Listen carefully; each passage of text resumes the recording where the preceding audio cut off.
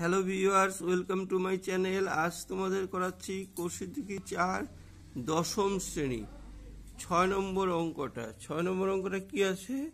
একটি ঘনকের কর্ণের দৈর্ঘ্য 4√3 সেমি হইলে ঘনকটির সমগ্র তলের ক্ষেত্রফল কত? প্রথমে সূত্রগুলির কথা বলেছিলাম। ঘনকের কর্ণের দৈর্ঘ্য সমান 4√3 লিখে নেবে সেমি। এইবার সূত্র, ঘনকের কর্ণের দৈর্ঘ্য হচ্ছে √3a। এই লেখার সময় এই রুটটা যেন এই 3-র মধ্যে সীমাবদ্ধ থাকে। এর অনেকেই ভুল করে এর মাঝখানে দিয়ে দাও, এটা কিন্তু ভুল।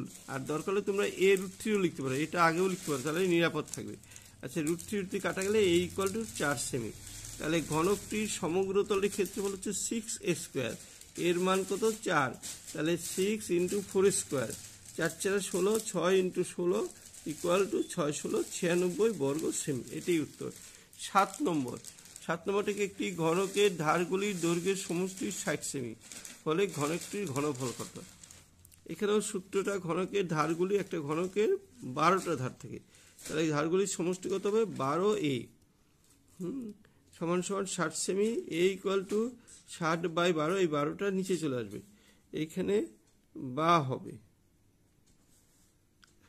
আচ্ছা, এই প্রথমে 6 দিয়ে কাটলে 6 × 2 = 12, 6 × 10 = 60, আর 2 দিয়ে 10 কাটলে 5 সেমি।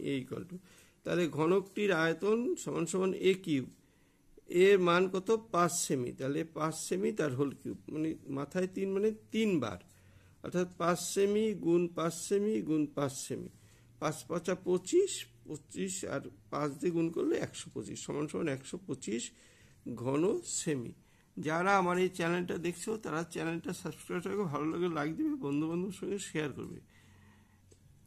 আজকের মতো ভিডিওটি এই পর্যন্তই।